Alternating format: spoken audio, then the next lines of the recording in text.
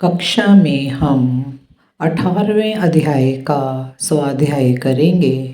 पिछली कक्षा में हमने 17वें अध्याय में देखा था कि जो दुर्योधन है कर्ण को अंग देश का राजा बनाकर उसको अभिषिक्त करता है और उसको दुर्योधन को कर्ण को मित्र के रूप में पाकर जो अर्जुन से प्राप्त होने वाला भय था उसको उसका वो अब दूर हो जाता है, उसके अंदर निर्भयता आ जाती है।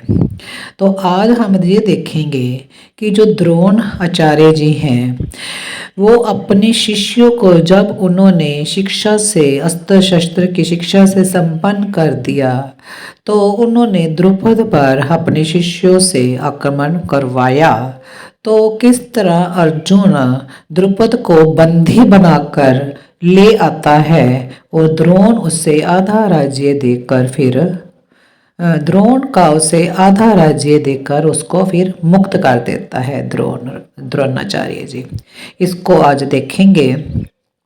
वैशंपायन जी जो महाभारत की कथा अर्जुन के पुत्र जनमेजय को सुना रहे हैं, आगे कहते हैं कि राजन, पांडवों तथा धृतराष्ट्र के पुत्रों का अस्त्र विद्या में निपुण देख द्रोणाचार्य ने गुरु दक्षिणा लेने का समय आया जान मन ही मन कुछ निश्चय किया।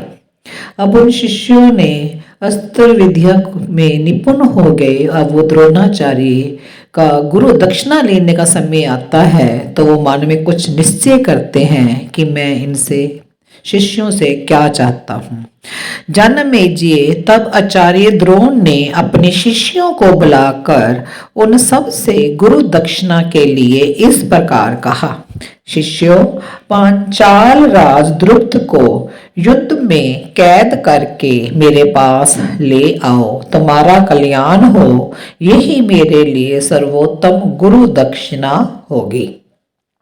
तब बहुत अच्छा कहकर शीघ्रता पूर्वक प्रहार करने वाले वे सब राजकुमार युद्ध के लिए उद्यत हो रथों में बैठकर गुरु दक्षिणा चुकाने के लिए आचार्य द्रोण के साथ ही वहां से प्रस्थित हुए।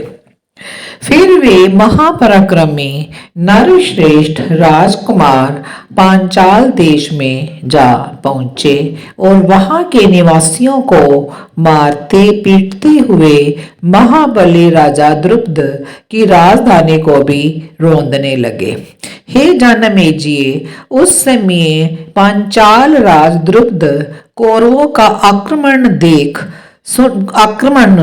सुनकर और उनकी विशाल सेना को अपनी आंखों से देखकर बड़ी उतावली के साथ भाइयों के सहित राजभवन से बाहर निकला। महाराजा यज्ञसेन अर्थात द्रुपद को युद्ध में जीतना बहुत कठिन था। वे एक देदीप्यमान रथ पर आरूढ़ हो कौरवों के सामने जा पहुंचे और भीषण वान वृष्टि करने लगे। उधर कौरवों तथा अन्य राजकुमारों को अपने पराक्रम का बड़ा अभिमान था। अतः अर्जुन ने पहले ही विचार विमर्श करके विप्रवर द्रोणाचार्य से कहा, गुरुदेव, इनके पराक्रम दिखाने के पश्चात हम लोग युद्ध करेंगे। हमारा विश्वास है कि ये लोग युद्ध में पांचाल राज को बंदी नहीं बना सकते। ऐसा कहकर निष्पाप कुंती नंदन अर्जुन अपने भाइयों के साथ नगर से बाहर ही आधे कोस की दूरी पर ठहर गए।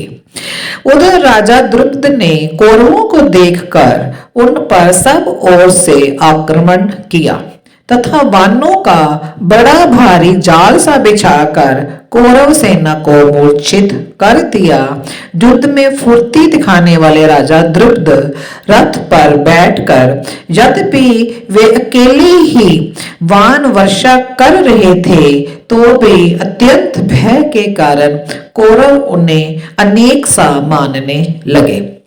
हे जनमेजय, इधर गुप्तचरों के मुख से ये समाचार सुनकर कि वहां तुमुल युद्ध हो रहा है और कौरव वहां नहीं के बराबर हो गए हैं और कौरव सैनिक चीखते चिल्लाते और करहाते हुए हम पांडवों की ओर भागते आ रहे हैं। पांडव लोग उन पीड़ित सैनिकों का रोमांचकारी आर्तनाद कान में पड़ते ही आचार्य द्रोण को प्रणाम करके रथों पर जा बैठे और शीघ्र वहां से चल दिए। वहां पहुंचकर महाबाहु भीमसेन दंडपानी यमराज की भांति पंचालों की उस विशाल सेना में घुस गए, ठीक उसी प्रकार जैसे समुद्र में मगर प्रवेश करता है। कुंती कुमार भीम युद्ध में कुशल तो थे ही, बाहुबल में भी उनकी समानता करने वाला कोई नहीं था। उन्होंने काल रूप धारण कर गधा की मार से गज सेना का संहार आरंभ किया। अर्जुन के बड़े भाई पांडुनंदन भीम ने हाथियों, घोड़ों एवं रथों को धराशायी कर दिया, पैदलों तथा रथियों का संहार कर डाला। जैसे ग्वाला वन में दंड से पशुओं को हाँकता है, उसी प्रकार भीमसेन रथियों और हाथियों को खदेड़ते हुए उनका पीछा करने लगे।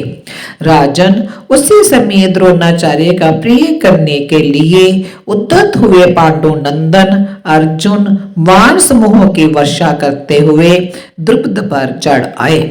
वे रणभूमि में घोड़ों, रथों और हाथियों के झुंडों का सब ओर से संहार करते हुए प्रलयकालीन अग्नि के समान प्रकाशित हो रहे थे। वह युद्ध अत्यंत भयानक और देखने में बड़ा ही अद्भुत था। उस समय पांडव दल में साधुवाद के साथ साथ सिंहनाद हो रहा था। जैसे महासिंह हाथियों के यूथपति को पकड़ने की चेष्टा करता है, उसी प्रकार अर्जुन द्रुपद को पकड़ना ही चाहते थे कि पांचालों की सेना में हाहाकार मच गया। अब द्रुपद के भाई सत्य पराक्रमी सत्यजित ने देखा कि कुंती पुत्र धनंजय पांचाल नरेश को पकड़ने के लिए आगे बढ़े आ रहे हैं, तब वे उनकी रक्षा के लिए अर्जुन पर टूट पड़े। फिर तो इंद्र और बलि की भांति अर्जुन और पांचाल सत्यजित ने युद्ध के लिए आमने सामने आकर सारी सेनाओं को क्षोभ में डाल दिया। तब अर्जुन ने 10 मर्म भेदी बाणों द्वारा सत्यजित पर बलपूर्वक गहरा आघात करके उन्हें घायल कर दिया। ये अद्भुत सी बात हुई। फिर उनके विनाश के लिए उन्होंने शीघ्र ही बाणों की झड़ी लगा दी। सत्यजित के घोड़े, ध्वजा, धनुष, मुट्ठी तथा पार्श्व रक्षक एवं सारथी दोनों को अर्जुन ने क्षत विक्षत कर दिया। इस प्रकार बार बार धनुष के छिन्न भिन्न होने और घोड़ों के मारे जाने पर सत्यजित युद्ध भूमि से भाग गए। राजन, उन्हें इस प्रकार युद्ध से विमुख हुआ देख पांचाल नरेश द्रुपद ने पांडुनंदन अर्जुन पर बड़े वेग से वाण वृष्टि आरंभ की। तब विजयी वीरों में श्रेष्ठ अर्जुन ने उनसे बड़ा भारी युद्ध आरंभ किया। उन्होंने पांचाल राज के धनुष को काट उनकी ध्वजा को भी काट कर धरती पर गिरा दिया। फिर 5 वाणों से उनके घोड़ों और सारथी को भी घायल कर दिया। तत्पश्चात उस कटे हुए धनुष को त्याग कर जब राजा द्रुपद दूसरा धनुष और तुनीर लेने लगे, उस समय अर्जुन ने म्यान से तलवार निकालकर सिंह के समान गर्जना करते हुए कहा, वे सहसा पांचाल नरेश के रथ के जुए पर ही कूद पड़े। इस प्रकार द्रुपद के रथ पर चढ़कर निर्भीक अर्जुन ने जैसे गरुड़ समुद्र को क्षुब्ध करके सर्प को पकड़ लेता है, उसी प्रकार उन्हें अपने काबू में कर लिया। तब समस्त पांचाल सैनिक भयभीत हो दशों दिशाओं में भागने लगे। हमने देखा कि अर्जुन कैसे द्रुपद की सेना को खदेड़ रहे हैं और उनके भाई सत्यजित भी भाग गए और वो सैनिक भी उनके सब भागने लग गए। समस्त सैनिकों को अपने बाहुबल दिखाते हुए अर्जुन सिंहनाद करके वहां से लौटे। भरत श्रेष्ठ जनमेजय उन पांडवों ने यज्ञ से द्रुपद को मंत्रियों सहित युद्ध भूमि में बंदी बनाकर द्रोणाचार्य को उपहार के रूप में दे दिया। इस तरह वो बंदी बनाकर पांडव यज्ञ सेन अर्थात द्रुपद को बंदी बनाकर द्रोणाचार्य को उपहार के रूप में दे देते हैं।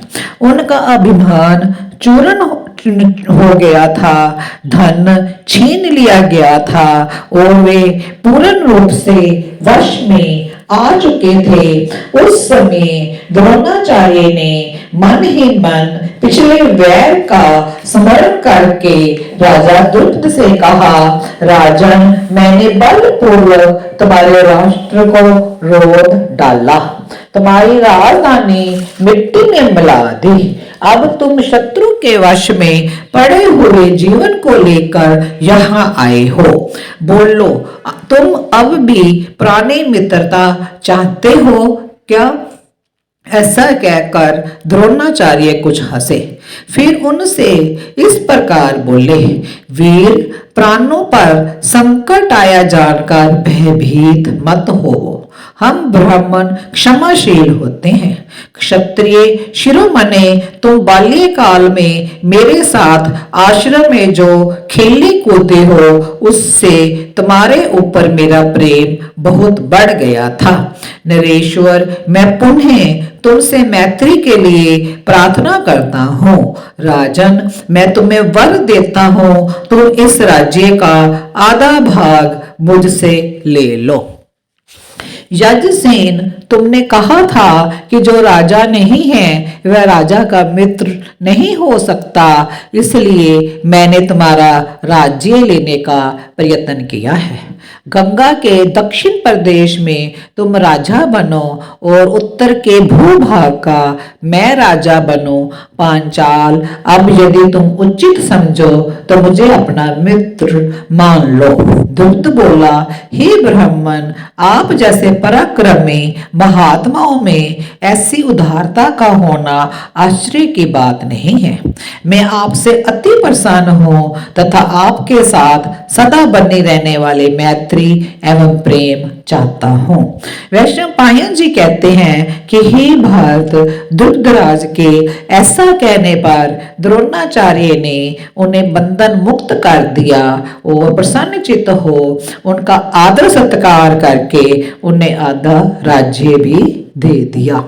इस प्रकार हमने इस 18वें अध्याय में देखा कि जो कौरव थे दुर्योधन और उनके भाई, वो जो द्रुपद राजा था उसको नहीं हरा सके और अर्जुन जो पांडव थे इन्होंने कैसे उनको रोंद डाला और उनको बंदी बनाकर राजा द्रोणाचार्य जो आचार्य द्रोणाचार्य थे उनके पास ले आए थे।